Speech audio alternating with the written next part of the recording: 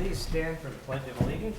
I Pledge allegiance to the flag of the United States of America and to the republic for which it stands, one nation, under God, indivisible, with liberty and justice for all. We shall have roll call, please. Ashley. Councilmember Kraus, Selby, Yes. Miller, Yes. Phillipson, Yes. Mayor Wolf. Yes. Okay, I would like to digress just a little bit from the Roberts rules. There's nothing that's saying that we can't have a little bit of fun too. I just have a quote for the day that I thought was appropriate, and I'll just read that real quick, and then we will get on to business. This quote is from Socrates. Strong minds discuss ideas. Average minds discuss events. Weak minds discuss people. So tonight I feel confident I'm surrounded by strong minds, so we have some ideas to discuss tonight. So welcome everybody to this city council meeting, and we have an opportunity now for citizens' comments. So if you have something that you would like to discuss with the council, now is a good time to do that, and I would like to ask you to come up to the microphone and state your name and address and have at it.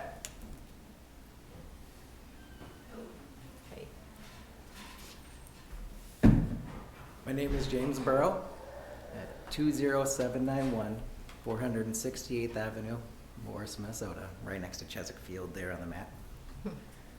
I'm not a lawyer, I'm not a councilman. I'm frankly quite nervous to be up here because I'm not a public speaker either. But I am a father of 5 children in this town. My wife grew up in this town. I grew up in the Southwest, but I've made this town my own for 10 years. Love this town. I work at Superior. But one of the concerns that I have is when you become a city member, you have a residence in a city, and one of the things that you've given up is kind of freedoms from living in the countryside, that you can kind of do more of what you want.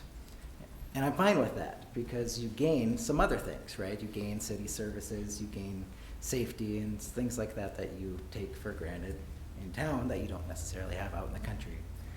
One of the main services I think that the city should be providing though is really essential for life. It's water, right? And we're right on the edge of where the water utility lines end. Chesapeake Field, I believe, is right where it ends. Back when we were looking at buying the house in 2017, I know I had emailed Blaine a couple times in 17 and 2020 about, my worst fear of it's a private well and a private sewer and a house built in the 70s. I didn't grow up with septic. I didn't grow up with well. I know nothing about that. But I knew enough to get the water tested. And the water tested too high for arsenic. They ran it 3 times. The only way they could get the level down to acceptable levels was to put an RO filter in, which at the time I didn't quite know what it meant. Right, so here's the results from DHI Labs and Sauk Center for that water test. This is the water now, as of yesterday. And this isn't straight out of the ground, it's not the groundwater.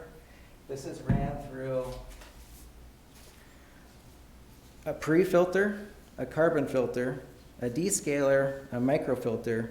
I have it also going through a saltwater brine tank and a UV filter. And this is the result still. I'm concerned for my oldest child who's 9 years old down to my youngest who's a daughter born 5 weeks ago, that the arsenic level is probably still too high. And I don't feel comfortable continuing to provide them that water. Now, one of the things that we could do, and I consulted with Wellness Well Drilling, I've consulted with water treatment company, I can't remember the name, I came out and tested our water. They said, well, you could try digging another well. There's no guarantee it'll be any better. You could put in another home hole filtration system, that's an RO system, but instead of it being a small RO system, that's what they use to get past the arsenic levels, it would be a whole home one about the order of $10,000 to $12,000 minimum. Now, I'm a simple man, but when I was emailing Blaine back in 17 and 2020, you know, he was telling me about the hookup fees and how the neighborhood essentially would have to run this project, which I understand. But the cost on that for the hookup fees was about $3,000, $4,000, if I remember right, Blaine. I could pull up the emails later, which to me still sounds a whole lot better than, you know, $12,000 plus whatever it costs to drill the well, plus whatever septic system is. My neighbors have put in new septic systems, and I've seen the mound systems like not doing so great. They have their septic companies out 2 or 3 times a year. I would much rather pay the hookup fees and to put in the utilities to have city water and city sewer that I can trust. You know, we lived in town for a while too. That water was great. You know, we just put that water treatment plant in. It was wonderful. You know, and I would much rather have that quality and then pay the assessments later or over time than either worry about the water now or take the hit on the cost of putting all that in, hope it gets better, or put it in, pay the cost, it does get better, and then the city comes later and says, oh, by the way, now we want to put in the utilities.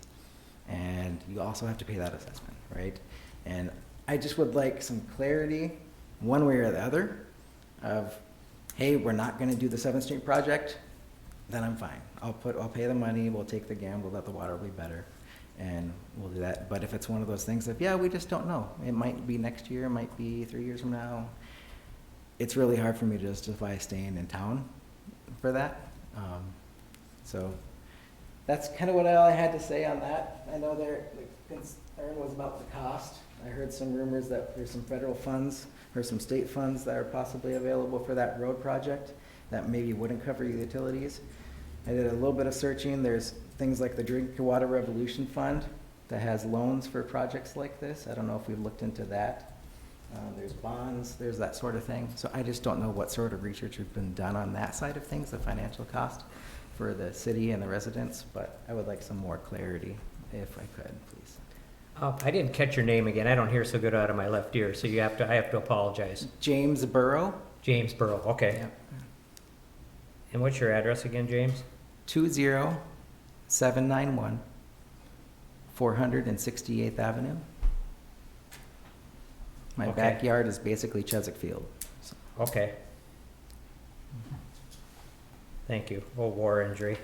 I heard that, though. that's right. Thank you. And then just to continue that a little bit more, I know that that area was annexed in the early 2000s, if I understand that correctly. And then when I looked up the state statutes and the city statutes, it seemed to me, and I'm not a lawyer, so forgive me, but it seemed that in sections 414, where it was talking about how to incorporate into municipalities and annex into municipalities, one of the things that they had to do was to submit to the chief administrative law judge relevant factors order. And I saw that quite a few of them related to basically proving the existing levels of government services, including water and sewer service, existing and potential environmental problems, which I would argue that arsenic falls into that, and whether delivery of the services to the subject area can be adequately and economically delivered by the existing government. And I can't remember where else it was, basically about the cost of the services had to provide an equal value to the property. I'm probably butchering that, but that was in there as well. But the one that I highlighted was the presiding administrative law judge shall deny the annexation on finding that the increase in revenues for the annexing municipality bears no reasonable relation to the monetary value of benefits conferred upon the annexed area. So being annexed in and paying the taxes to the city, I'm trying to figure out what benefits you gain paying the taxes to the city when I feel like the primary benefit of being in the city is safe water and safe sewer access, and we're not seeing that. So that's all I had. Thank you for listening to me.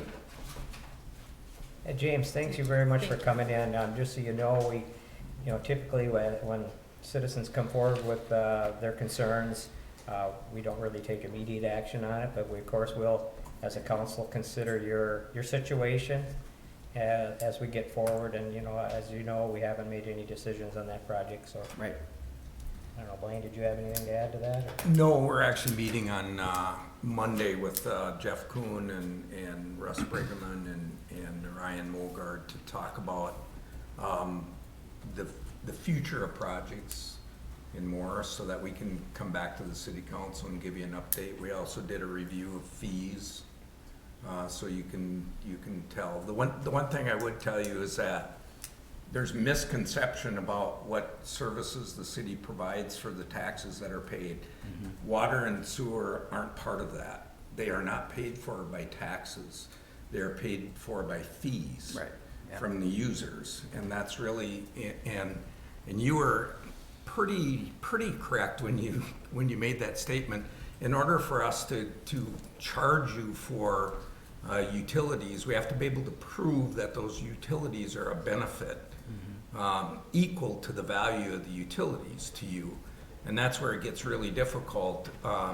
If you have a brand new septic system or a brand new well, we're not gonna be able to charge you for water and sewer because you already have water and sewer.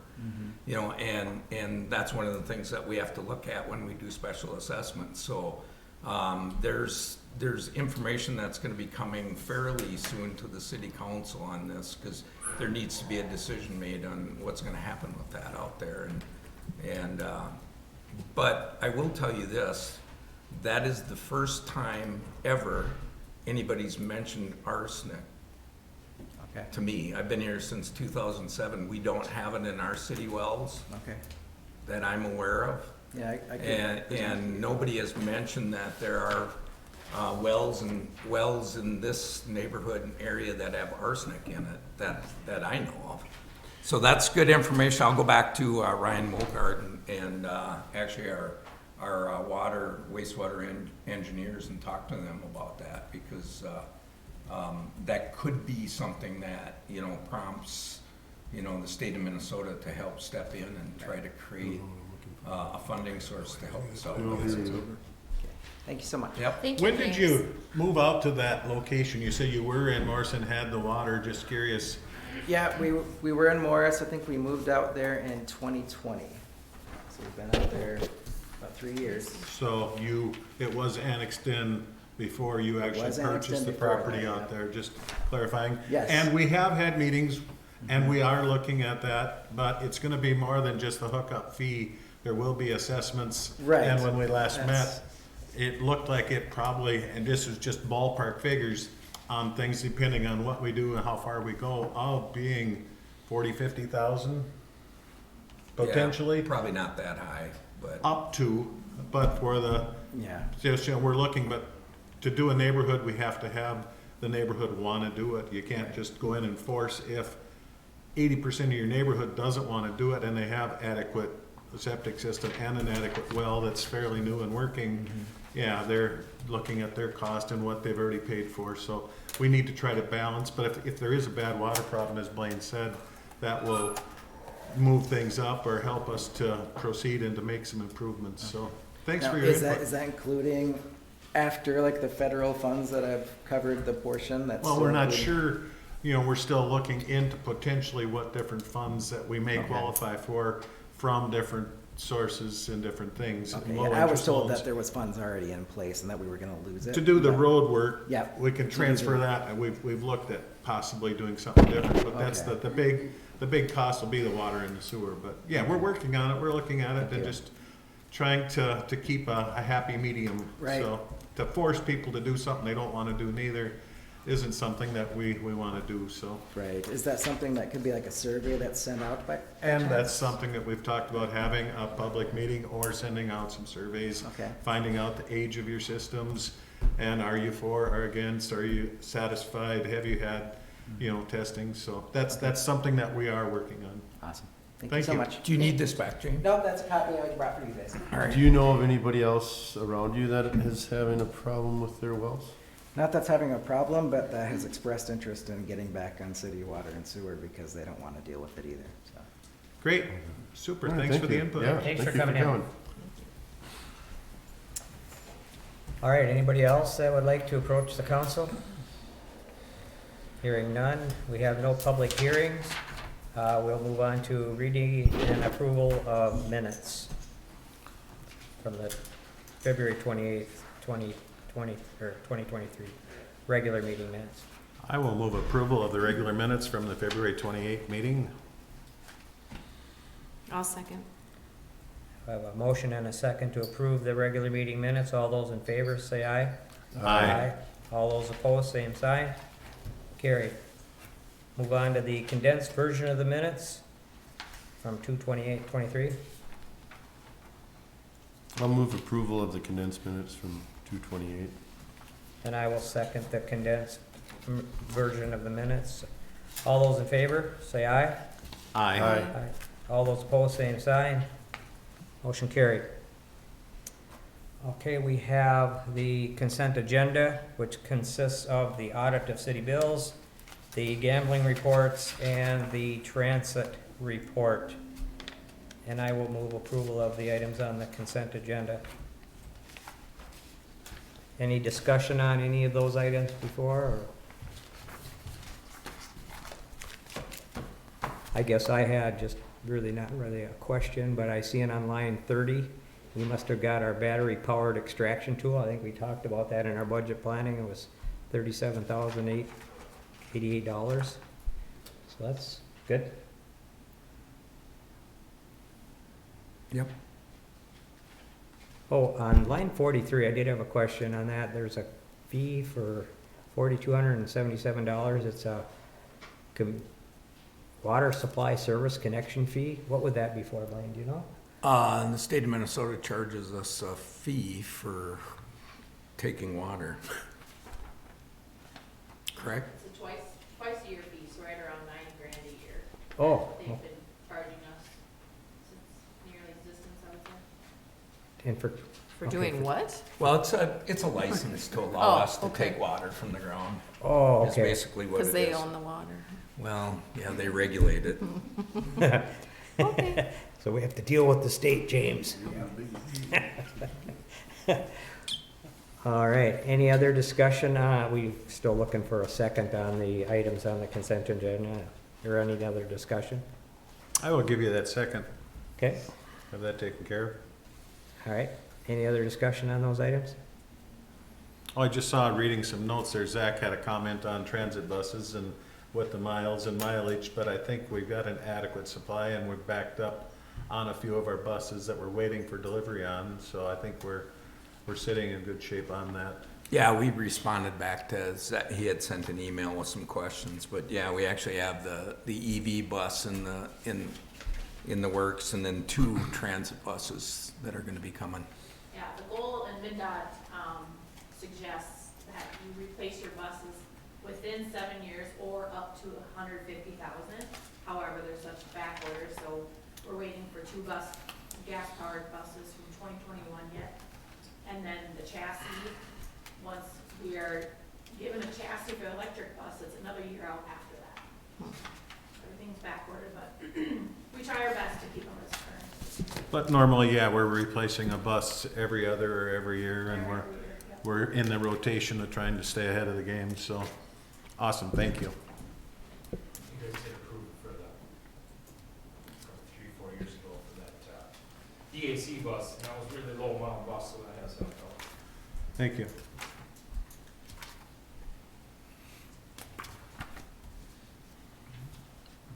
All right, any other discussion on the items on the consent agenda?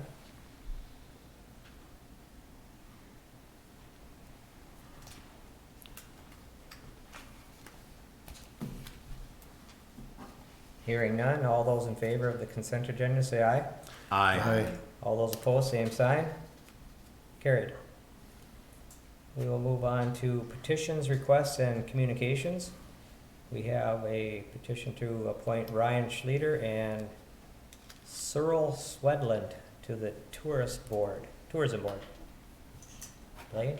Yeah, so everybody knows Ryan. Cyril is actually the husband of the new pastor at Faith Lutheran Church, and he's actually working right now for the Southwest Regional Development Authority. And previously he was recommended by Krista Greeley as a potential member of the board that lives in town that would be a good asset. And actually, he was in Jamestown. He directed their tourism in Jamestown, North Dakota. So he's got a background in tourism and actually worked, I believe, at Concordia College doing fundraising and things like that in the finance office. So I talked to him, and he's very interested in helping us out, and I think he's going to provide some really good insight into tourism, especially as we're talking about the potential of maybe bringing on somebody that could help us in a part-time capacity to do tourism. Sounds like a real good fit for the tourism board. Yep.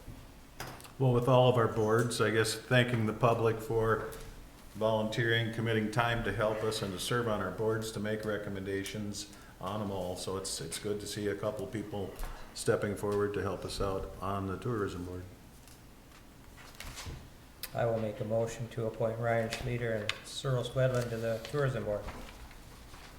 I'll second. Motion and a second. All those in favor say aye. Aye. All those opposed, same sign. Motion carried. All right, next up is the ordinances and resolutions. The first resolution we have to discuss is a resolution authorizing a consulting service agreement with Blue Horizon Energy for solar systems and a solar update presentation, and I believe Marilyn? Oh, you're gonna do that, okay? So we do have representatives from, and I think I called you Drew, but you're Griffin. Griffin, yes, the other Griffin. Drew's so we have two Griffins here, and Drew's the Otter Tail Power rep. It's a rarity, so. Yeah, so, anyway, Blue Horizon is here, to explain, the potential for doing water and, our solar on, the water plant and the wastewater plant. And what I'm saying to you, what I'm recommending to you is that when we look at those two issues, the next step that we need to take is to have more detailed information about the projects, to include the building of the projects, the placement, all those kind of things, and then also funding of the projects. And so two things are gonna happen. Blue Horizon's gonna talk to you about the solar projects, and then Griffin's gonna give you an update on where we're at with our current solar, because that's one of the things that you've asked before on, just so you have an idea of, you know, what we've done already and how is it working and those kind of things. So I'll turn it over to you, Marilyn, if you wanna go ahead and get started, or whoever's gonna come up. Well, for sure, yeah. To the microphone? Yep, yeah, we taped the meeting, so. Perfect. Hi, that's folks. Griffin Dooling, I'm the CEO of Blue Horizon Energy. So just a little bit of background on us. We're based in Minnetonka, Minnesota. We've been in business since 2009, and Minnesota's our home market, but we do have projects all across the country, from Maine to California and down into Texas. So quite a footprint. We actually did the solar projects here in the city over the last couple of years for this building, and then some of the other buildings, City Hall, the library, and the liquor store. We've been working with Blaine and Griffin to kind of scope the potential projects for the water treatment facilities. I think Griffin will talk a little bit more about how that came to be and maybe why that's of interest. And through those conversations, we've had some preparatory conversations with Otter Tail, the utility that serves those facilities, just to make sure that there's an alignment on the process. And as Blaine indicated, we're recommending now at this point to move into a formal design process on those two facilities. The reason for that is that will allow us to get final documentation together for those projects that can be used to validate with the utility any upgrade costs that they might have. Can be used for final pricing and sort of scoping on the projects themselves, and then ultimately getting to a place where there's a firm budgetary figure that can then be evaluated for the projects and ultimately financed or bonded or whatever process the city might choose to pursue for the financing there. So I think that I believe the document was probably provided or some amount that was circulated, right? Yes, they have a copy of it. Perfect. And so that essentially will get us through that phase to the point where we have final form of projects that can be considered for formal approval. And we'll be able to remove most of the kind of key questions from the process at that time. The most significant one being coordination with the utility. It's very important on projects like these that are large and on important facilities that we work with the utility to make sure that all of the planning is done and the scope is set up correctly for success with the projects. That'll avoid any delays in getting the projects commissioned and turned on and producing power, and it'll avoid any surprises as we go through the process. So I know the university had a project here over the past several years that did encounter some problems.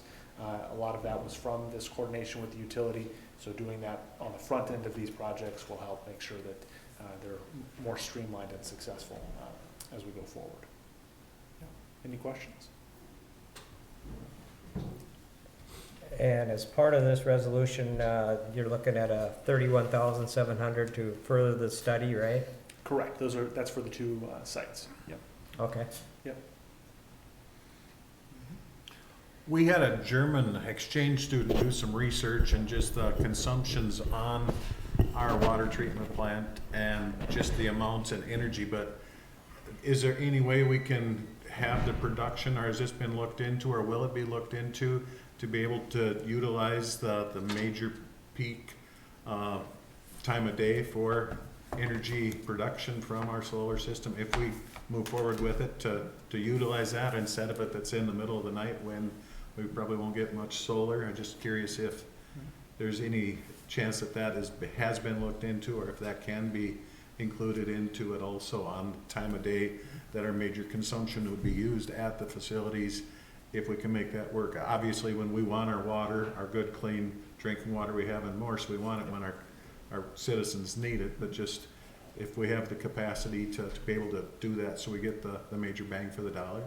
Yeah, so the way that these projects would work is they'd be interconnected to the utility under a net metering tariff. So what that means is that at any given point in time, if you're producing more power than you can consume at that moment, it goes onto the grid and is used by the utility, and then you generate a credit for that power.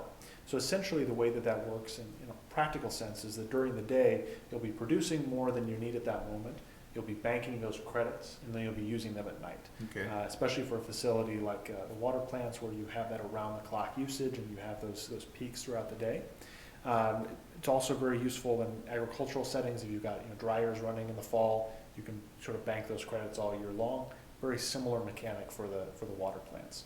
So we believe that we can offset up to 100% of the usage at the facilities through that mechanism, and then what percentage of that we ultimately decide to move forward with will be a function of space available and cost and those sorts of components. But through that program, you should be able to offset up to 100% of the power need. Sounds good, thank you. Yep.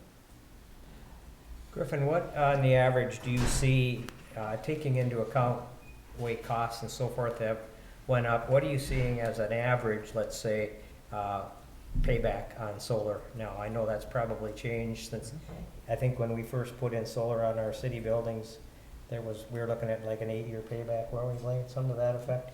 Are you seeing that extended now, the payback, with all the increased or costs in general, or where are we at with that? So it does depend on the circumstances. I would say that most projects are in a 5 to 12 year sort of threshold, depending on the size and the nature of the use. One of the things that has changed since the original projects that the city pursued is the federal legislation passed last year did change the tax incentives and some of the other incentives available for these projects fairly substantially. So at the time those projects were pursued, I believe it was a 26% tax credit that wasn't really able to be monetized by the city because it was a for-profit tax credit. Now that credit has been expanded and increased. So on these projects, we should be able to get up to a 40% tax credit, and actually that tax credit has now been made refundable. So for a nonprofit entity or a city or municipality where there's not an underlying tax obligation to the federal government, that the amount of those proceeds can be refunded to the entity. So that's going to introduce some new mechanisms to help cover the cost of these projects that weren't necessarily in play for the city projects. And that'll help address some of the inflation and costs that we've seen. Okay. I believe these two projects from our conversations are eligible for a small amount of funding from Otter Tail as well. It won't be a significant amount, but that will help as well. So the thought is between those couple of mechanisms, we should be able to get overall to projects that make similar financial sense to the projects that are existing on the buildings. Thank you for that. And I guess two more little points, I guess. Our governor, of course, is committed to 100%. He just signed a bill, I believe, last week. You know, I guess set a goal to achieve 100% electricity in that carbon neutral footprint, if you will. So I think we have the legislation at least behind me and the governor behind projects like solar, and so I think it's a good thing to that point. But just a little devil's advocate here for a second. I saw an article in the paper this last week in the Star Tribune. It said something about Minnesota has 90 to 100 days of sunshine per year. Now, you're the resident experts. This is your field. Can you speak to that just a little bit, and what are you seeing with that? So we do. It's a little bit ironic because you would think, kind of with the weather, it's a challenging environment for solar, and we do have less solar access. In gross terms, a system here will produce less energy than a system in Texas, for example, because there's much more solar access there. However, there are times of year where we will actually outproduce that system. So, for example, in the early spring or the early fall, when temperatures are moderate, but you've got good, clear, kind of bluebird days, you still have pretty good access to solar power at that time. And so a system here will actually outproduce an identical system in Texas. And so overall, the difference is really a lot more moderate than you might assume. It's typically around a 20% delta for the overall annual production of those two systems, but it still makes good sense. One of the things that will be a little bit different on these projects as well is they will be located on the ground at these facilities. So in that environment, we tend to see better snow shedding as well than we do on the rooftop systems. So that should help improve productivity in the winter months as well. Okay. Warranty, same as what we currently have with our current, the 25-year? Correct. Yep, that's what we would be designing for. Okay, I guess just looking for the public curious there on, 10 years it's gonna be obsolete, but we got, if it's producing and it's gonna pay for itself, hopefully in the 5 to 12, or in that, hopefully 8 to 10. Awesome, thank you. Thank you. Any other questions? I don't have any unless other members of the council. All right, well, thank you, You're good. folks. Thanks We'll for bring the up info. the other Griffin, and he can complete. Okay, got it, all right.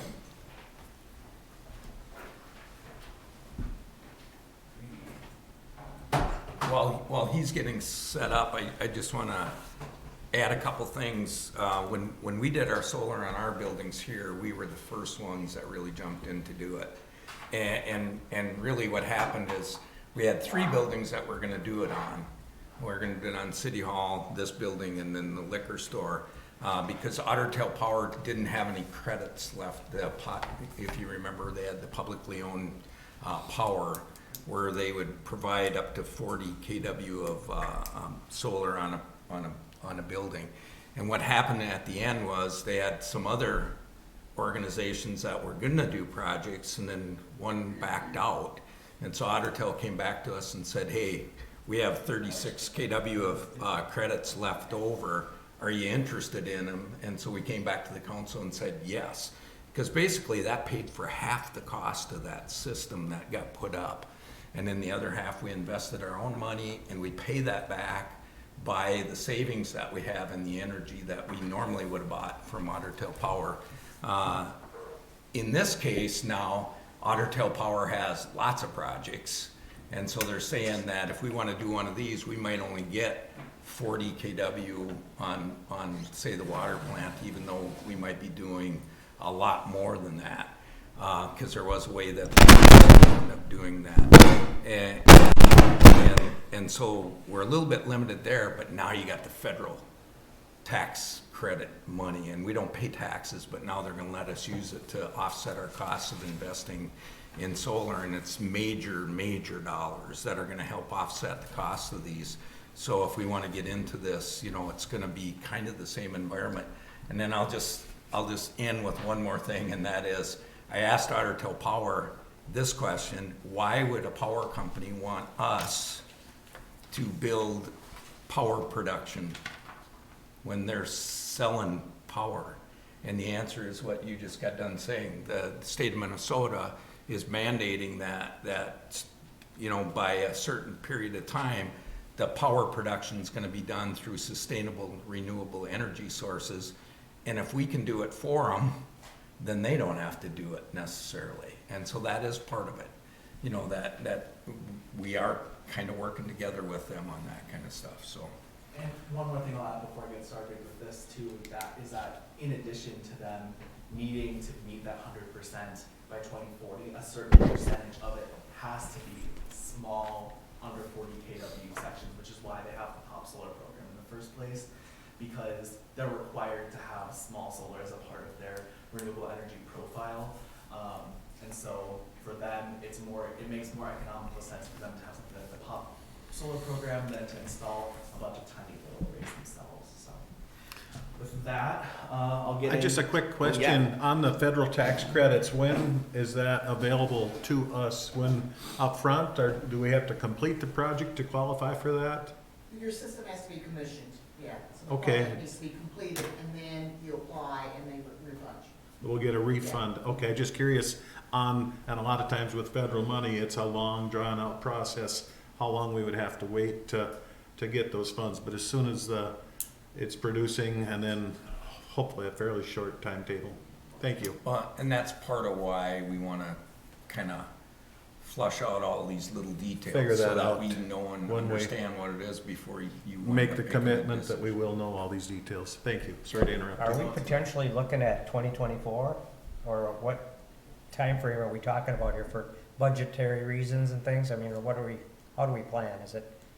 I think as far as I know in the conversations we've had, it sounds like the engineering will take us into kind of the late spring, early summer, and then we can send those numbers to Otter Tail, and then they have to do some engineering on their side to figure out whether or not the current transmission capacity at the sites that we're planning is able to accommodate the arrays that we want to put in, and then they'll come back to us, likely, 2024, 2025 Okay. would be what we're looking at. All right. 2024 would be pretty quick, but, I think that- that from a process standpoint, we would expect to be able to have essentially final budgetary figures with all the information from Otter Tail included in that by Q4 of this year. And then what that financing process looks like and if it's bonded and those sorts of things, I'm not familiar with that timeline, but I know that Griffin and Blaine have gone through that. And so we were thinking that earliest the project could commence would probably be sometime, mid-2024. Okay. Thank you, that helps. Cool. Without any other questions about that proposal, I'm going to talk a little bit about the solar that we have already installed on city buildings. So first, why did we install solar in the first place? And there's a lot of different reasons. One of them is to save money on electricity costs and to provide a reliable source of clean energy that will continue producing for many years. Also to lessen the impact of Morris's local government operations on the environment and reducing greenhouse gas emissions. Also to gain understanding of solar in rural communities and how they interact with our buildings and our operations and how we do stuff. We're, as Blaine mentioned, kind of a pioneer in this space, especially among rural communities and installing solar. And then also to serve as a leader in the transition to clean energy, which we also touched on a little bit. In addition to the governor mandating clean energy for all utilities, there's also a climate action framework that came out last fall that talks extensively about how communities in Minnesota need to lessen their amount of energy use and increase their amount of clean and renewable energy that they're using. And so we're acting, kind of as a leader in that transition. So first, let's talk about City Hall. So the array that's installed on City Hall is 23 kilowatts, and that's its AC capacity. Try not to get too caught up in that kind of stuff. It's not important unless you're a nerd like me. The array on City Hall's roof is a ballasted roof mount array. So that means that there's nothing that physically punctures the roof at all. It's racks that are held down with large cinder blocks, and then the solar arrays are just on top of those. And to note, neither of our ballasted arrays, the one in City Hall and the one in the library, had any issues last year in our storm. So we know that they can hold up to the wind. The array at City Hall reduced its electrical usage from the grid. I'll say that its electrical usage from the grid by 58.7% in 2022 from 2018 usage. That's kind of the baseline year I've used across all of this, and also in other forms of looking at our emissions and all that kind of stuff. It produced 32,232 kilowatt hours. The City Hall itself uses about 17,000 kilowatt hours a year, so it produced far and above what the building actually uses each year. 8,291 was used at City Hall as it was being produced, and 23,941 kilowatts were exported to the grid, and then we got that back in the form of those credits. So our electrical costs in 2021 were $2,148. In 2022, that went down to $1,077. And then we also received $2,688 in credits on our bills. So at the total year one savings was $3,759. But when you look at our bills, basically we got paid $1,500 from Otter Tail. It's all credits for that for all of 2022, which is really nice. For the community center, the building we're in right now, there's a 30.8 kilowatt array on top of the roof, and it reduced the community center's grid electrical use by 28%. So it produced 35,522 kilowatt hours. 16,000 of that was used as it was being produced. 19,000 was exported to the grid in the form of credits. We saved about $1,000 in the amount of just the reduction of energy that we pulled off of the grid. And we also got about $2,000 in credits. So our total year one savings for this building were $3,186. And that's, really, all of this stuff is really exciting, and it's really cool to dig into the numbers. And, we're still doing analysis, and we actually have another German intern coming to Morris this year in April, so actually really soon. And he's actually, I don't know if you've talked about it in here or not, Blaine, but he's a former HVAC technician who went back to school in Germany, so he's actually older, but he's going to be doing some studies while he's here on our city buildings to learn more about how solar has impacted it at like a more data-driven level and less of a, I don't know, I'll say more of a scientific level, where I'm at more of like the liberal arts level. And so that will also help us better understand our buildings and how solar has incorporated into them. Talk about the liquor store next. There's a 23 kilowatt array on top of the liquor store, and it reduced its grid electrical usage by 30% from 2018. Produced 28,000 kilowatt hours. Most of which was actually used at the liquor store, because the array when it was designed, the array was only meant to offset about 30-ish% of the electrical use from the liquor store. So it's oftentimes the amount of production it has doesn't go above how much the store is demanding in energy.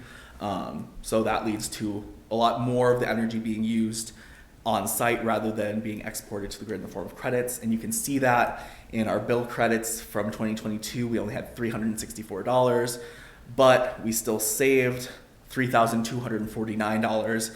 And that big difference is in the amount of cost in that we didn't pull as much electricity off of the grid.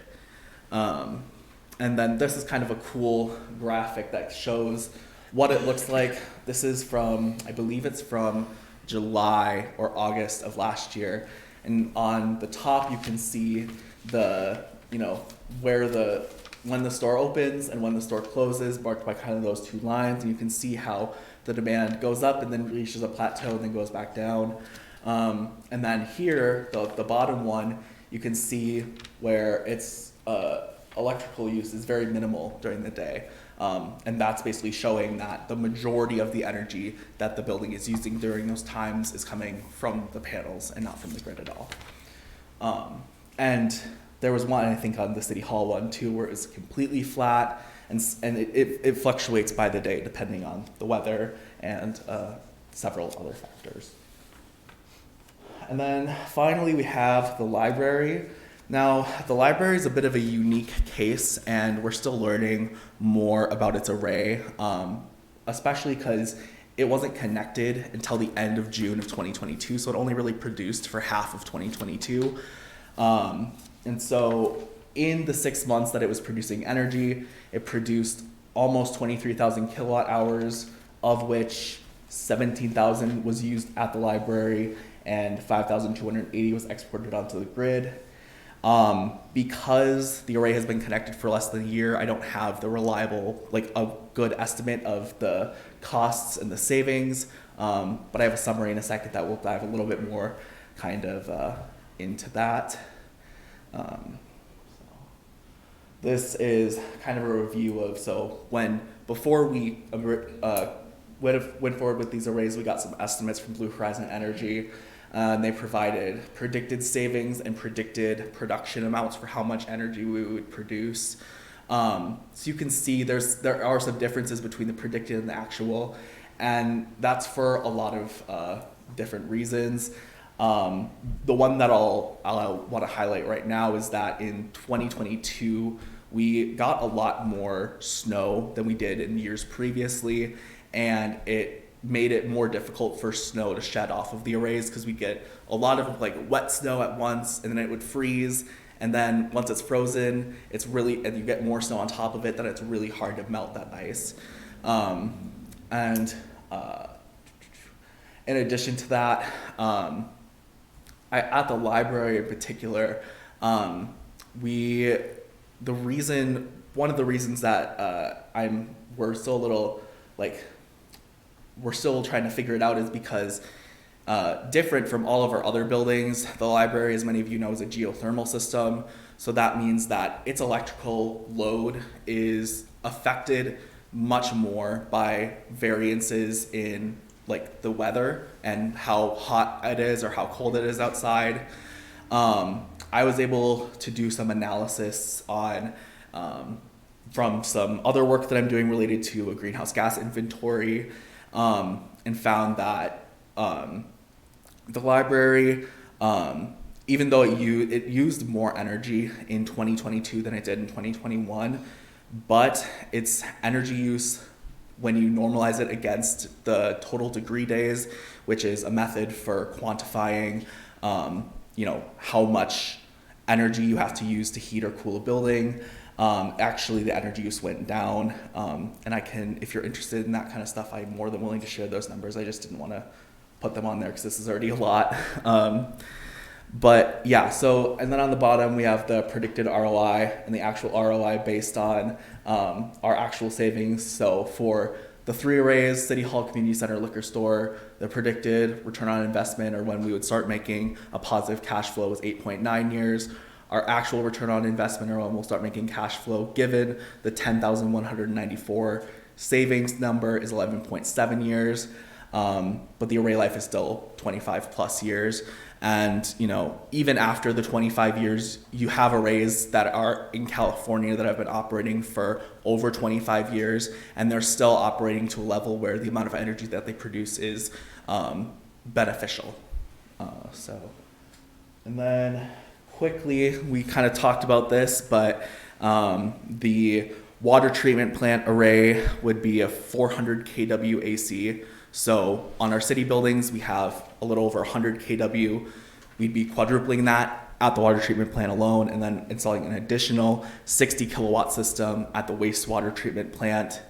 And part of why, we wanted to look into this was that we spend a lot of energy treating water.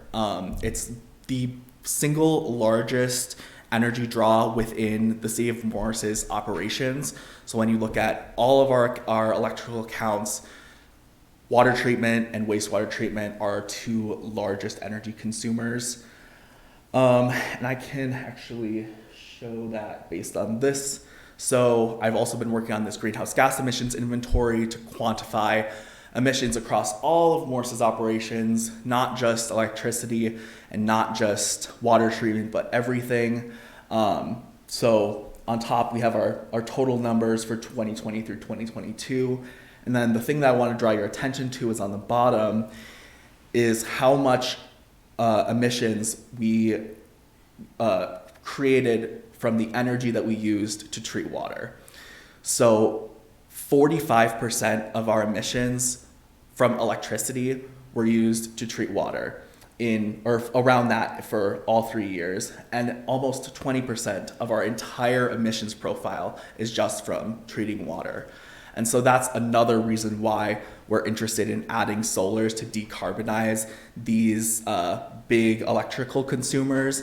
And that goes towards goals within the Morris model and the strategic plan of reducing our greenhouse gas emissions and our energy use, and also looks at some of the larger state goals about reducing greenhouse gas emissions from new infrastructure and current existing infrastructure.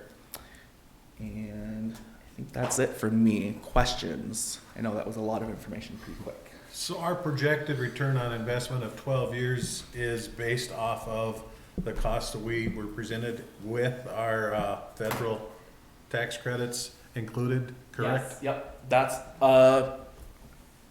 you mean the actual ROI, the 11.7, that right there.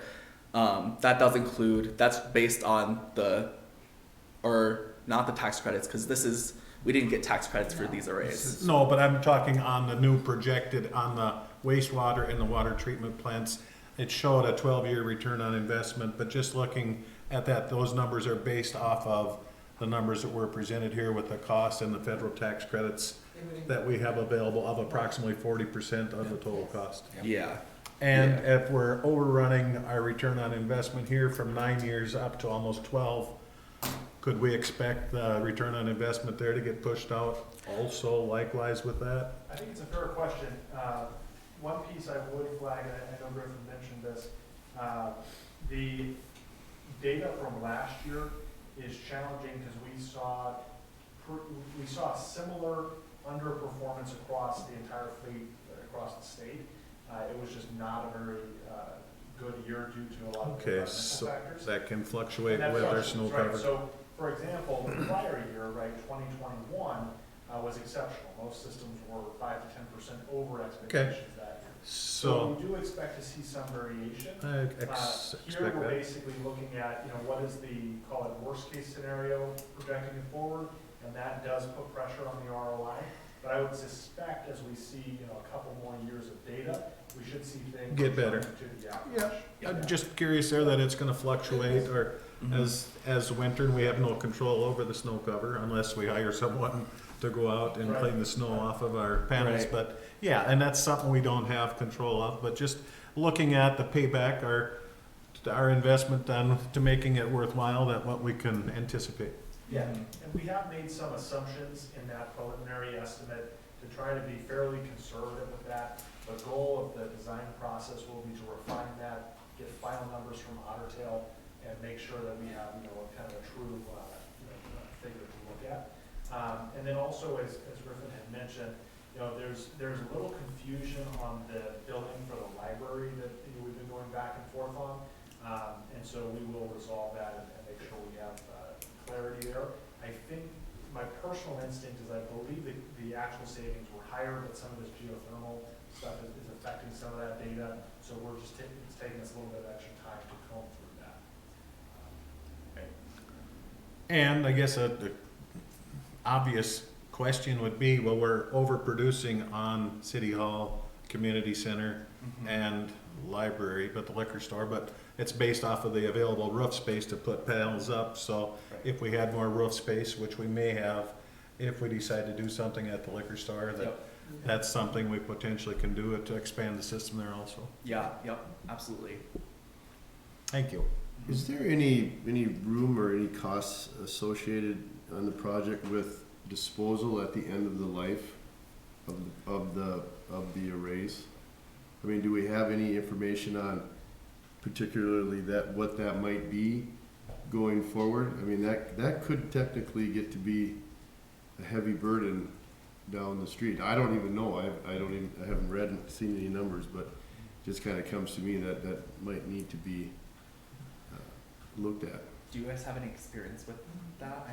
I mean, most solar arrays haven't reached that 25 years yet, Right. but Yeah, so currently, so the material itself is all, the wires obviously are copper or aluminum, the panels themselves are glass, the wafers and the sort of black squares, right, and the cells are silicon, which is highly recyclable, and then the frames are all aluminum, and the componentry is generally all aluminum as well. So the experience that we've had has been that the recycling value of the projects generally generates a meaningful amount of credit towards the decommissioning cost.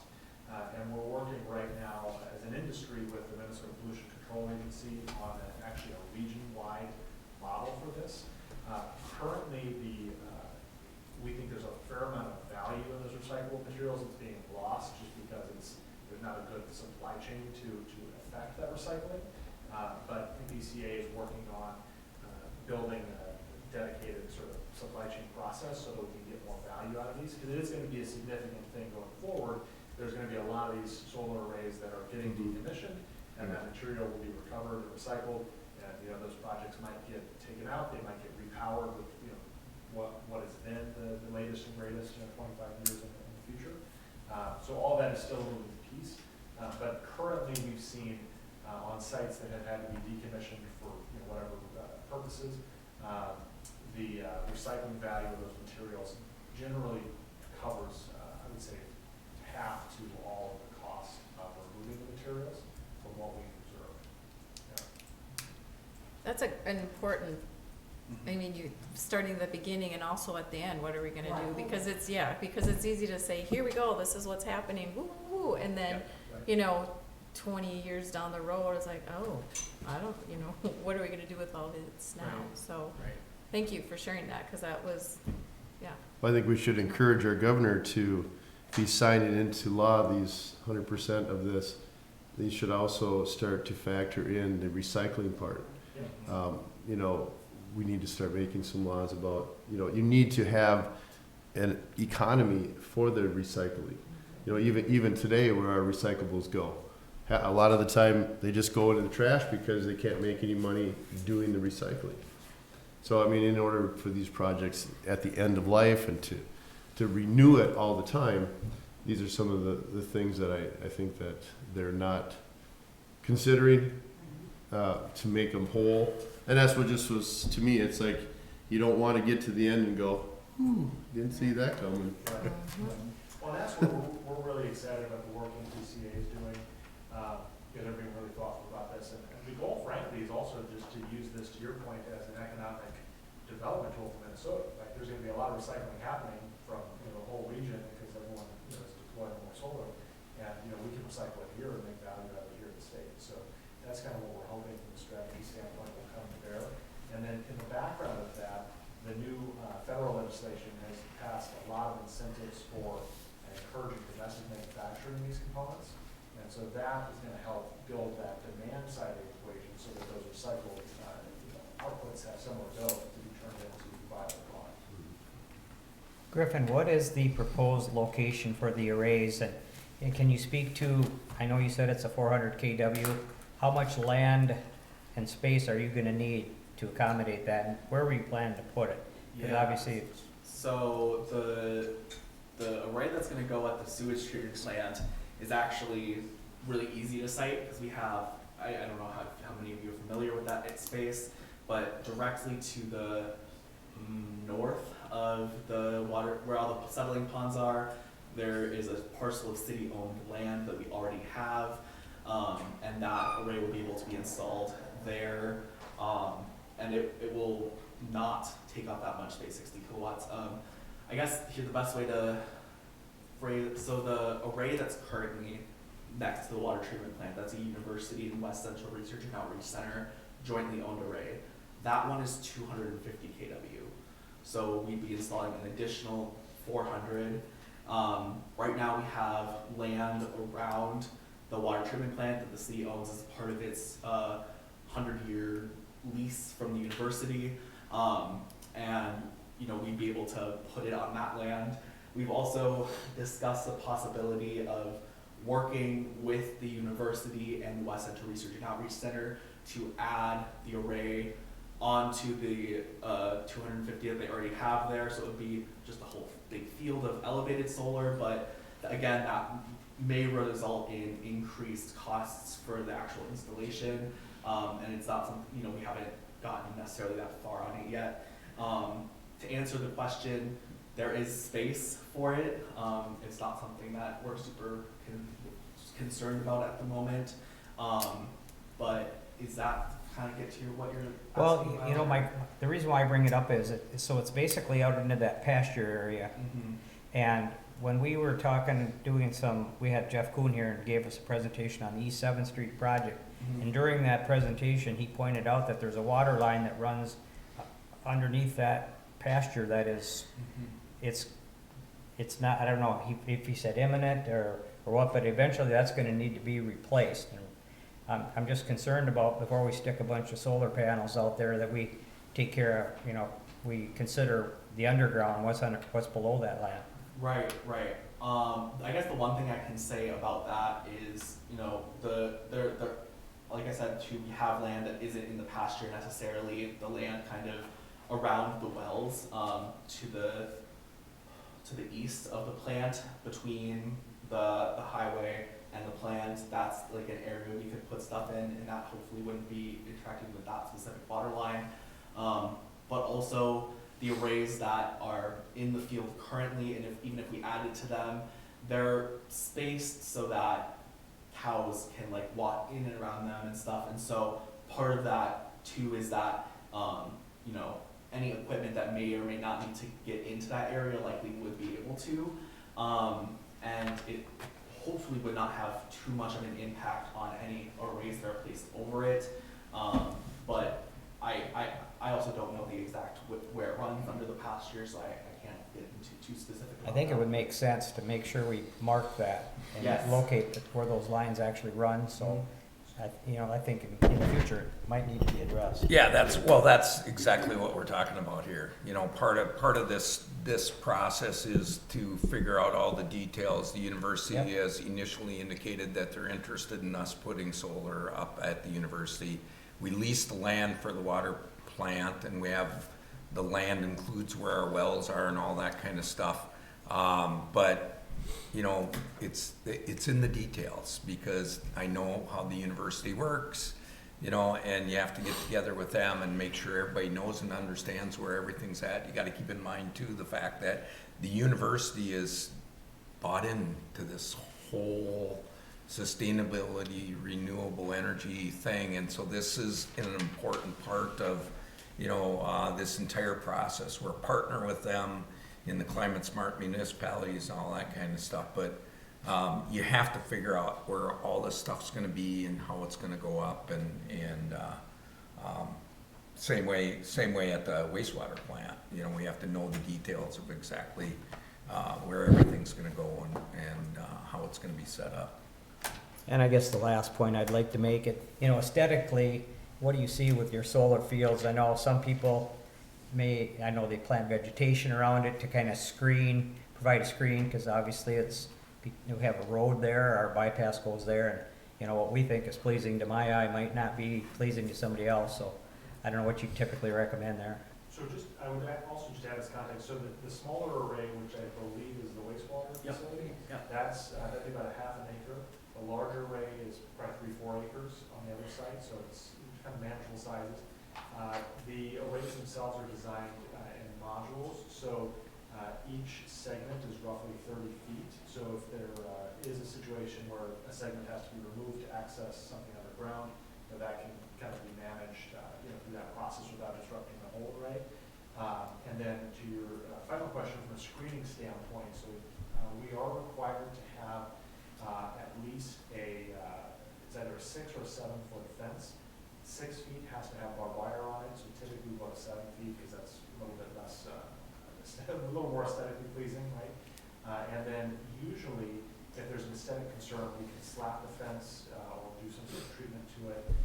Or if it's kind of a small section against a roadway, you can use trees or something to kind of help address that. Okay. That view component. The arrays themselves would be, I would say, at the highest point, roughly 6 feet off the ground, typically. Well, that is in a standard design. If it's tied into the university's array that is kind of up in the air, that I think is 12 feet or something. But a standard array would be less. Okay, thank you, that helps. And then the one last thing that I'll add is how much we spend on electricity for our water treatment and wastewater treatment plants now are I'm pretty sure our yearly expenditure is around $80,000 on electricity for the wastewater treatment plant and the water treatment plant. And so under a 100% offset of that, that's, you know, how much we'd be paying each, or how much we'd be saving paying each year to pay off the, how much we bond. So that's part of why it's a pretty large number of how much money we're saving, especially compared to even our current projects that we have. All right. Great information, Griffin. Thank you. Appreciate that. A lot of detail.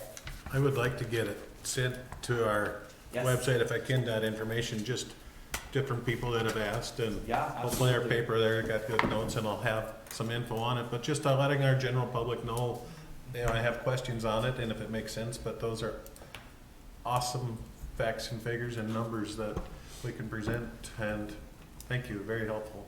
Yes, thank you.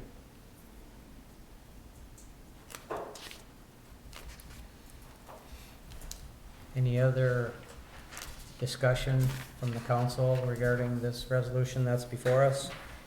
You know, we're considering a $31,000 or $700 investment to continue the study, so. I guess I just would like to see with the study, I'd like to see some on the retirement, you know, some numbers, some stuff like that that would, you know, I know that maybe we see that it should be 50% or this or that, but I think along with it, some concrete numbers would definitely help. I think that's really an important thing going forward, is if this is gonna just keep renewing itself, it is an important part of the whole scope, so. With that being said, and included, I would move on the resolution authorizing a consulting service agreement with Blue Horizon Energy for solar systems. I will second that, and I'm excited as our Morse Model team and trying to do things of this type, and we're working with them and doing projects that we can help save energy and do things in our community and be a leader, and very excited to look at the potential of making this move forward. And I don't know if there are any other, there are, how many different water treatment plants like ours in the state? Is there 2 or 3 other ones, Blaine? Oh, there's lots of them. About similar to ours, I mean? But I don't know, what I will say is, in speaking to Otter Tail, if we went ahead and installed that 400 kilowatt array, it would be the largest single owner array in Otter Tail's entire service area. yeah, so we would be the leader. Yes, yes. Yeah. Again. We already did that for Excel, so we're excited to do it for Otter Tail. Yeah. All right, well, thank you. We have a motion and a second on that resolution authorizing a consulting services agreement. I guess we'll just have a roll call vote on that resolution, please, Ashley.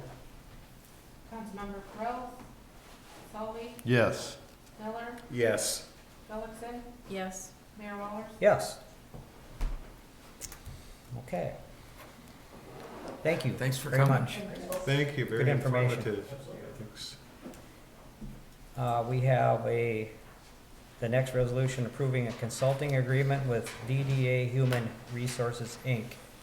And I think you did receive, all of us did receive the updated resolution. Yes. We had our meeting, of course, was it last week? Yes, And Jeff, maybe you want to comment on the meeting? I thought overall it went really well. Stacy and I and Whitney and Jeff met and had a good discussion and set some goals for ourselves. And thank Whitney and Stacy both for the legwork that you did over this past week. We're trying to move this thing along, and I appreciate your help. Jeff, any comments? We just met and discussed quite a few different things, but trying to get some different firms potentially to work with. The girls did an awesome job of contacting and getting some references. The one that we're proposing to go with is in Wayzata. It's in-state. Many positive comments back from all of the contacts we made with the people that had dealt with them.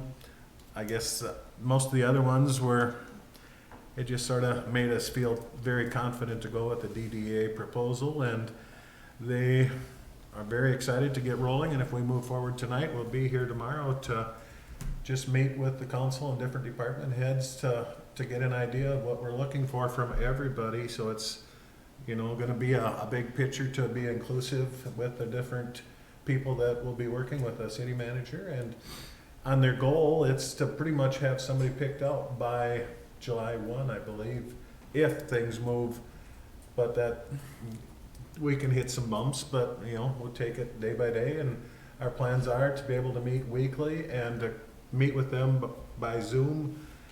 And if somebody needs to come out, it sounds like they're more than willing to come out and work with us and help us out. And if we have any bumps in the road, contact Aaron and make sure we're not overstepping what we can do with 2 council people and the 2 office staff, our finance director and Stacy. But I'm very excited and looking forward to working with this outfit if that's what we're after. But yeah, I really have a good feeling to get working on this and to make some progress and to make things happen.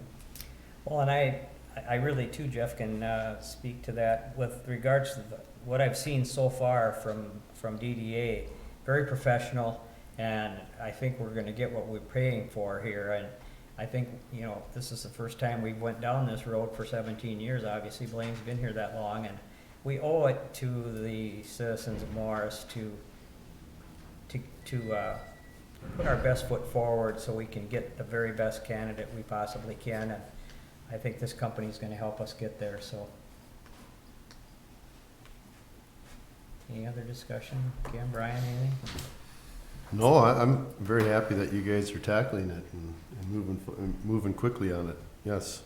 Yeah, if the rest of you want to get more inclusive, but like you say, hopefully we work with this, and when we get to some finalists, and we'll all participate in the meeting when we get it narrowed down to. So, and a 2-year guarantee that if for some reason we part services with, if we do find somebody, if for some reason, our reason or their reason, that leaves us, the agreement states that they will come and redo it for no charge other than some fees that they would have to. But as far as their fees, it would be no fee for us for 2 years after, if for some reason they leave us or if we decide they're not for us. So I think that pretty much makes a little bit of a statement that they're pretty confident in what they do.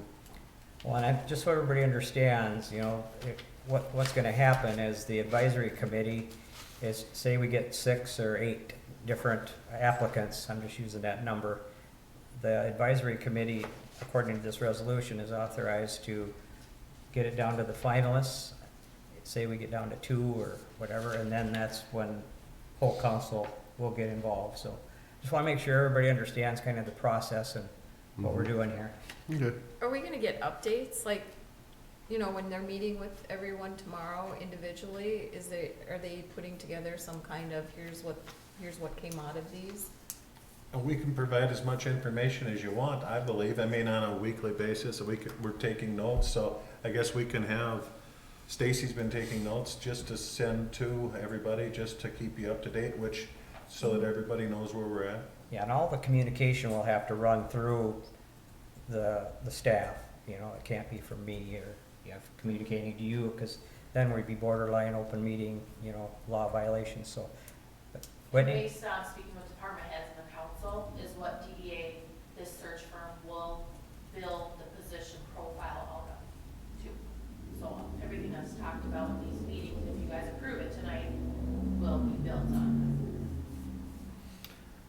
lot of things dealing with it are confidential until you're named to a finalist as far as Well, I'm not, yeah, and I individual wasn't people. thinking Just about on things who, that we but- need to keep confidential, Yeah, that we will, but anything that's shareable, yes, I think that makes sense to share with the council, just where we're at and how things are going. mhm. Okay. No, I agree, we need to keep moving forward. So I'll move on the resolution approving consulting agreement with DDA Human Resources, Inc. I will second that resolution. Any further discussion on the resolution before we put it to a vote? Hearing none, we'll have roll call vote on that resolution, please, Ashley? Councilmember Selby, Yes. Kraus, Pelixen, Yes, Miller, Yes. Mayor Mullers. Yes. Okay. We have a resolution before us authorizing additional capital outlay purchases. Lane, you wanna? Yeah, I Start laid them that. all out in this resolution. We have Brad here. He's the guy that can answer any questions about a specific item in there. But this is basically funding that we're getting reimbursed or got reimbursed from the federal government for things that we actually would have paid for in our own budget.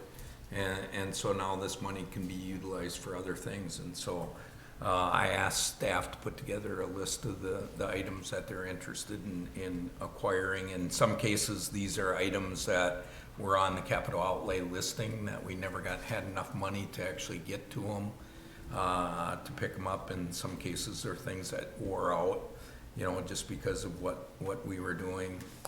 We were very fortunate in some cases where we got big items replaced, like generators and some other things on buildings and stuff. But I don't know if you want to throw in anything on it, Brad. But Yeah, like Mike said, they were, pretty much everything on that list is things that we have asked for the last few years, or have put on there that needs replacement. I mean, the stuff some of the storm stuff, and I'm sure you guys, we, while the storm was going on, and while we were doing stuff, we did purchase generators through the DNR to keep us going on some of the things that were very reasonable. I remember there was $750 a piece or something like Yeah. that. To keep us rolling on some other stuff that we needed to have during that time. But then, all the equipment that we used would have been cutting trees with some of that anyhow. But, like the backhoe gets used quite heavily when we do move trees. That's going on the projects, quite a bit. And that was one of the pieces of equipment we had scheduled that I had on that capital outlay for this year, I guess. So yeah, I guess if there's any questions on those pieces of equipment, the mower is somewhat to replace a very aging sweeper that we have, that we use at the ball fields and anywhere that the grass gets away from us. We use it mainly in the fall also for leaves and stuff like that. So we had discussion, I don't want to get too far into it, but a sweeper that we have currently to replace that would be $150,000. The guys and I talked, the park department talked to Brian Walgard on stuff they were using out there. This is a piece of equipment that's reasonable, that will do the same job, instead of purchasing another, a piece of equipment that's that expensive. And just keeping our old one used when we need to or whatever, so. You talking about the mower bagger? Yes, yep, yes. How about you do have a pickup for that utility box that's fairly decent? So I was gonna reuse the utility box we currently have because it is fiberglass. That was my plan, originally planned last year, that's why I put it in there. So I got underneath that, started taking that thing apart. Well, the underside of that isn't as pretty as I hoped, and I did do some research and found this used one. Yeah. A new one's actually closer to $35,000, but this one is just like new. I looked at it, pictures of it, and talked with him a few times. So that way I don't have a pickup box to put back on there, so it'll be worth more to sell to sell outright anyhow, we would just be selling a bare chassis, which would have been fine, you know, because a box is expensive. Is this going on that new pickup? Yep. Oh, okay, I guess that was my question. Sorry. I was like, are you throwing it on, do you have something, okay, The okay. pickup we bought for the utilities, I was gonna reuse a bed we had. Oh, sure. No, good. So the new pickup for the parks, you're gonna put the utility box and crane on that, the one that. No, that's behind a- here? No, that one's in the budget. We bought a pickup last year for utilities. okay, Sorry, okay. a 3/4 ton pickup. Oh, That's okay. just a half ton pickup Oh, okay. for the parks. Okay, We bought a okay. pickup last year for utilities that I was gonna use a box on. Oh, Sorry, good. I got it back. I just wanted to make sure we weren't putting on something old that we have to take it off of. We can put it on something really nice. No, good. I like a lot of these things. The backhoe and all that stuff. We need to start replacing some of this aging equipment that we have. And I mean, we must have to be starting to look at some dump trucks pretty soon too. I just want to give a shout out, Brad, to you and the whole crew out there for the work you guys did last summer. It was, make sure you let your people know, and it was phenomenal, the work the cleanup, the amount of work we did and you guys did. It's much appreciated. Yep, we have a good crew, very good company crew, yep, we do. Very good. Airport furnaces, that's 4 of them, Yep, and they're fairly old. they were put in on the building. So what happens currently with those furnaces, when you open the door, there's still the pilot light ones, because they were put in with, when you open the big hangar door, 120 foot wide, it blows half them out, so then they're 20 feet in the air, someone's gotta get out there on a makeshift. We did get a lift out there now, but, so we gotta relight those pilot lights, otherwise, we have big signs all over that say, turn furnaces up, so they're on when they open the door, but not everybody remembers to do that. So yes, they are to replace, and they would be way more efficient than those furnaces that are currently. And then you said we bought some generators. Just curious, where do we all have generators to keep our buildings functional now? So, I don't know how much you know about the wastewater plant, we had one that went down during the storm. It overheated, motor locked up. Insurance paid for a new one, we finally just got that done here a couple weeks ago, actually. The new generator is actually here, they had one down in the cities, it's sitting at our facility, and we're gonna put that generator back into where that one needed to be. And then with that, Ryan had asked for a generator for a lift station at Iowa Avenue, so that one is currently here also, that needs to be installed. These just came last week.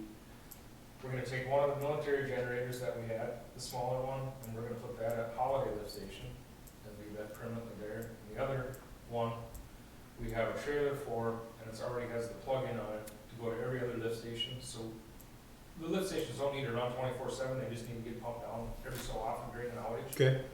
So, I don't remember the number, I think there's 7 other lift stations that this one currently, that the other generator will go around and they can plug in, pump it down, 20 minutes, half hour, whatever it takes to pump it down, go to the next one, so when we get some sewage back up in their houses. So yes, we have a home for everyone, that we have, yep. Great, so to keeping everyone's system functioning. Yep. Thanks for your extra hard work, everybody out there in the winter with our snow dumps and ice and all this. Yeah, it gets to be nerve-wracking. We're in the middle of March and still getting the dumps, but hey, we'll get through it. Thank you. Yep. I think it all looks good.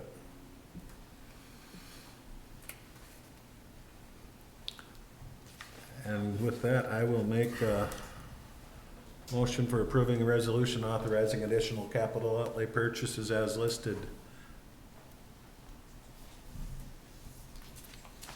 I'll second. All right, we have a motion and a second on that resolution authorizing additional capital outlay purchases. We'll have roll call vote on that resolution, Ashley. Councilmember Miller, Yes. Felton, Yes. Morales, Selby, Yes. Mayor Waller. Yes. Okay, last but not least, on the resolution side of things here, we have a resolution authorizing advertising for bids for the airport apron reconstruction and expansion project. Yeah, this has been in the works for a while here, so recommending that we do a bid opening on April 19th at 2 p.m. They do them electronically now, just out of the engineering office instead of actually getting them mailed to City Hall.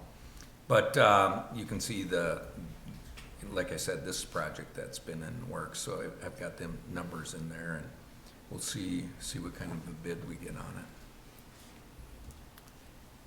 Anticipated to get it done in '23, or is this one of those deals too that we wait to get the state feedback and it's not till September, so it's actually delaying by a year, or? I think they're gonna try to get this thing done this year if they can.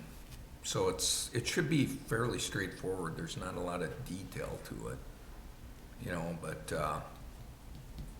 yeah.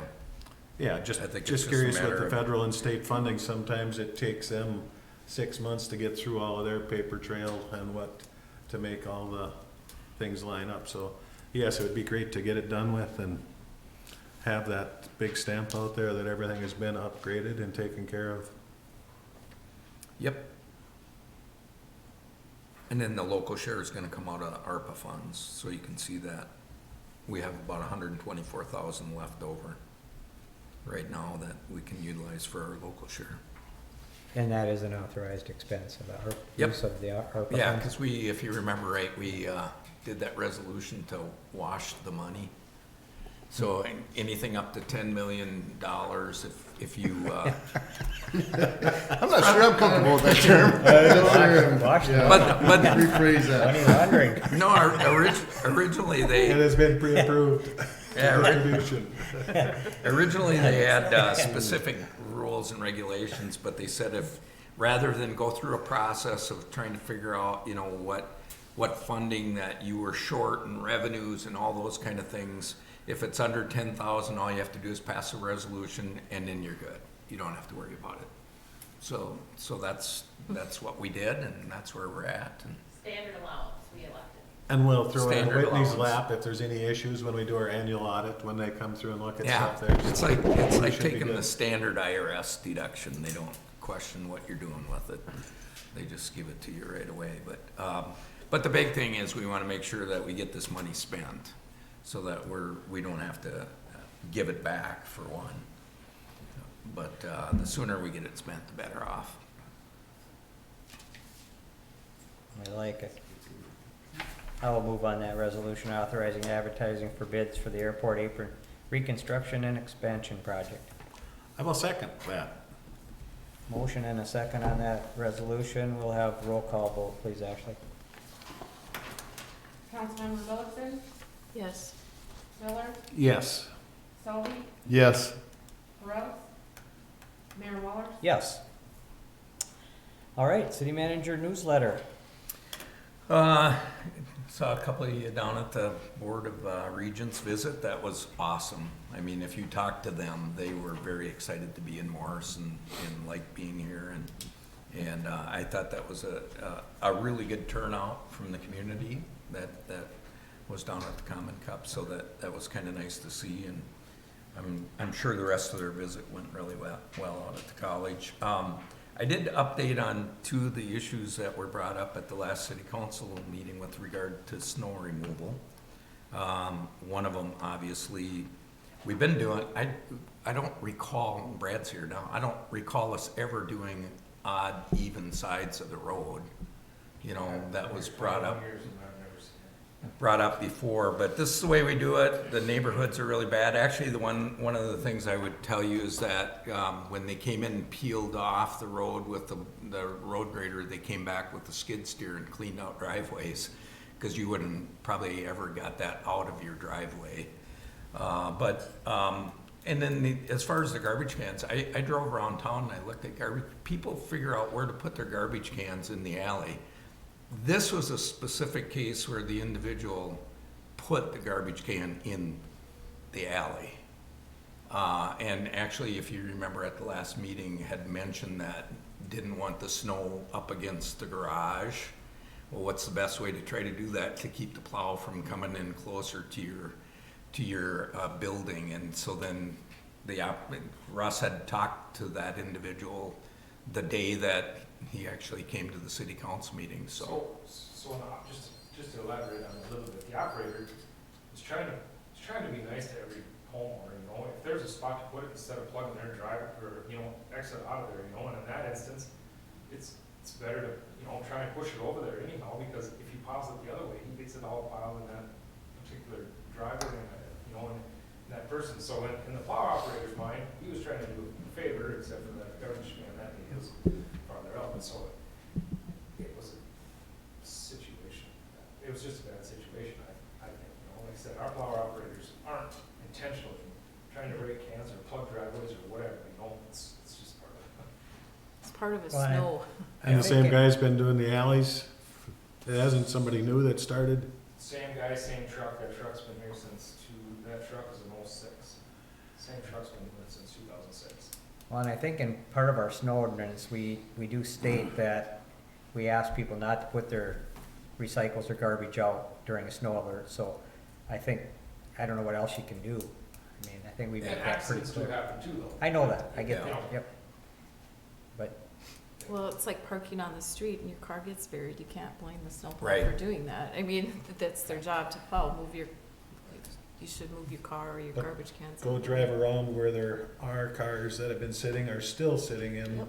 the snow, so you got the big drifts, and it's a real pain Oh, it's terrible, yeah. in places where they don't get their vehicles off the street. So to get the snow off the street so everyone can enjoy the streets is what we're ultimately trying to do. And they are, there's just no two ways around it. They are getting narrower right now. Mhm. Yeah. It's March, it's gonna melt. In 3 weeks, 4 weeks, it's gonna be a memory. So we just gotta deal with it. Mhm. Yep. Do we ever have anything in our plan to, widen the streets, with the blower, maybe, take it away or anything like that? So Do we do some of that stuff? we do, but here's what happens. Couple things. Over the years I've worked for, and Jeff's brother is one of the teachers for this, because he plowed snow for a long time. So what that snow helps the street with is it insulates it a little bit, so the water can run underneath that curb and stay in there. When you get water that runs out into the street and away from that cement curb, it gets in every crack, freezes overnight, pretty soon, boom, you got potholes. The other thing, so that's a good thing, to have a little bit of snow over that curb. The other thing, if you do blow snow and widen that street, what happens is there's not one chance when that wing is out there, once you've made a wall that's straight, Right. there's not one chance to get that back over. So it hits it out and it bangs, it actually throws it back, because they've done this, it just throws it back. So we got a little bit of a chance, not that we want to throw it on your sidewalk, but they got a little bit of a chance to roll that when it's got a little bit of a curve Right. to it, you have to get it hopped up on it. But if you give them a straight edge, it actually shoots it back out onto the street with that straight edge. And if it was January 1 or December and we had this, yes, we'd probably have to move some snow off some streets. But like I said, we get to the end, our snowfields are also full. There's hardly any room yet. So if we did start doing streets, we'd have to rent a field or go somewhere with our snow. There's nowhere to go right now. Because everything we do own, or everything we do pile snow in is full.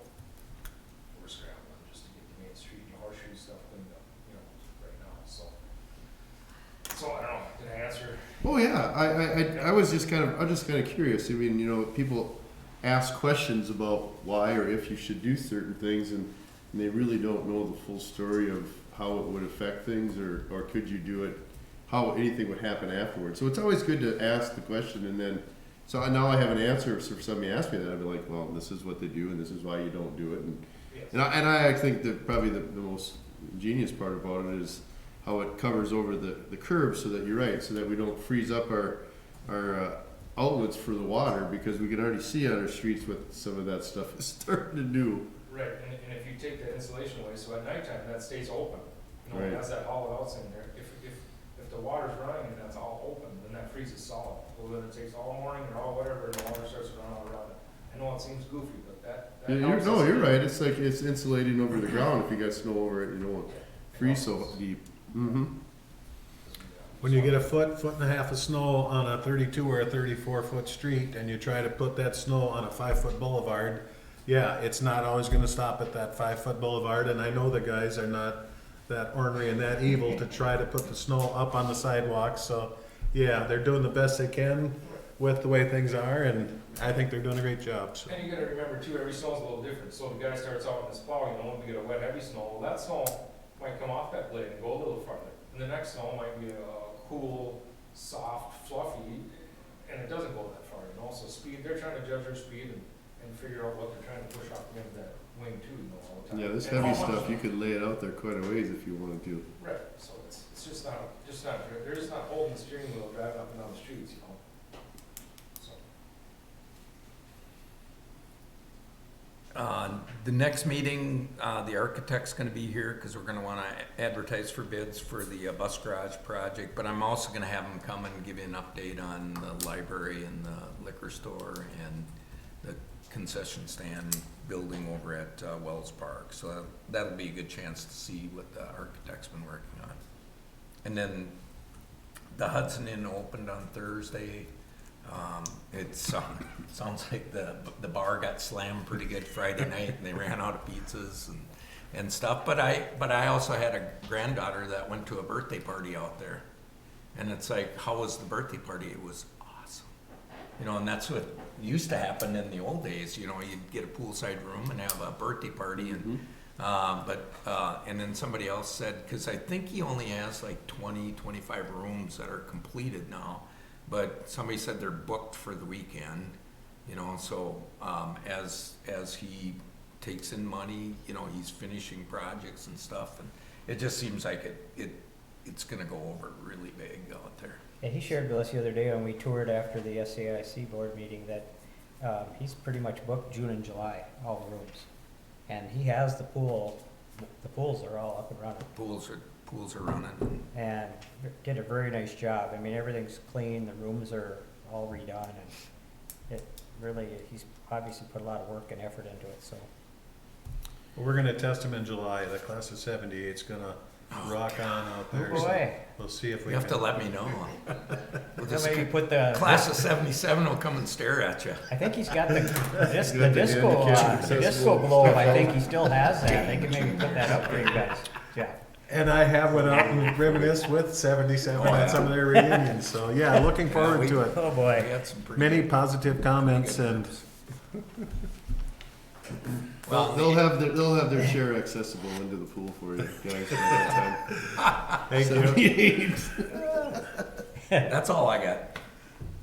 Any board member updates?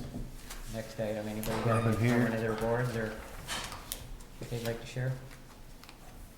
Hearing none, I guess, other business, I just had a thought today, so I reached out to Donna Greiner. Most of you, of course, know her. She's the Stevens County Emergency Services Coordinator for the county, and we had a conversation about the threat assessment for the spring thaw. And she is head into doing a threat assessment to that end.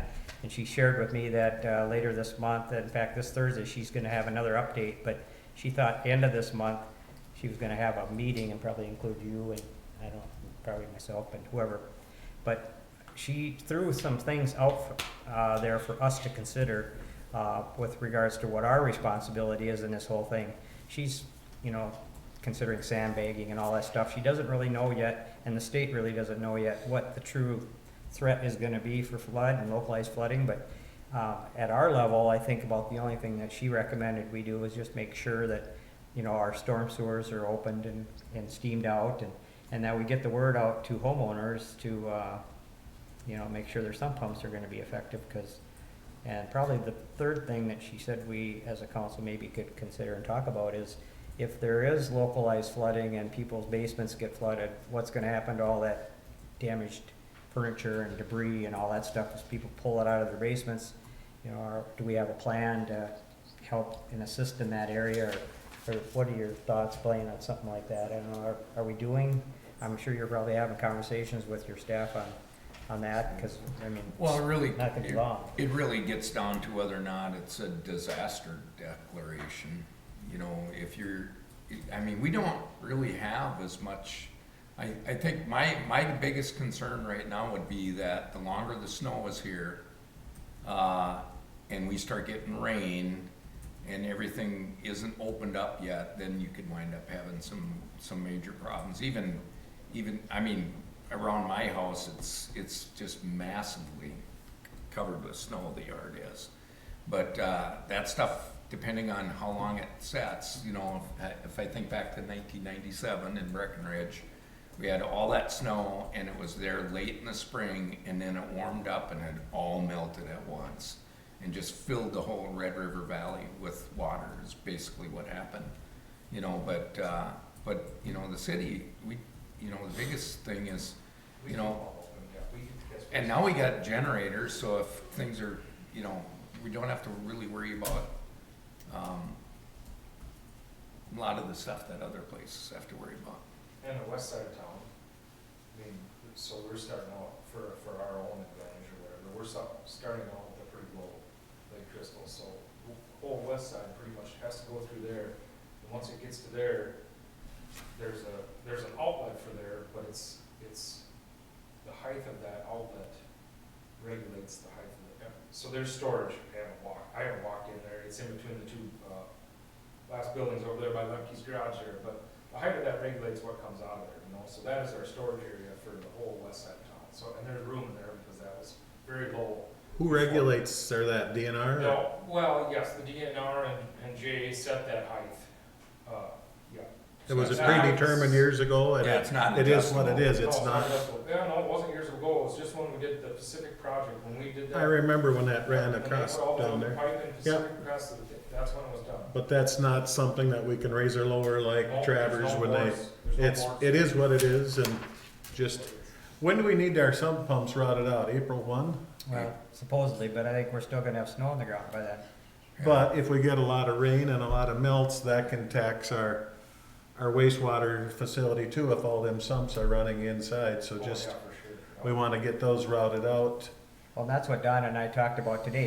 That's one of the things she's gonna be talking to the state about is what the projected forecast is for April, because I shared with her that I heard that April's gonna be very wet. 14 out of the 30 days are gonna be either snow or rain. Don't shoot the messenger, that's just what one model is forecasting, so, I mean, if we get that kind of rain in addition to the snow, we're gonna probably be dealing with a mess. I just thought it'd be worth us having a conversation and Yeah. preparing ourselves a little bit for it, but. I changed channels. Yeah. Get a new weatherman. Quit Okay. reading No, the forecast. we'll start taking a look at it. All right, good enough. Anything else to come before the council? If not, meeting adjourned.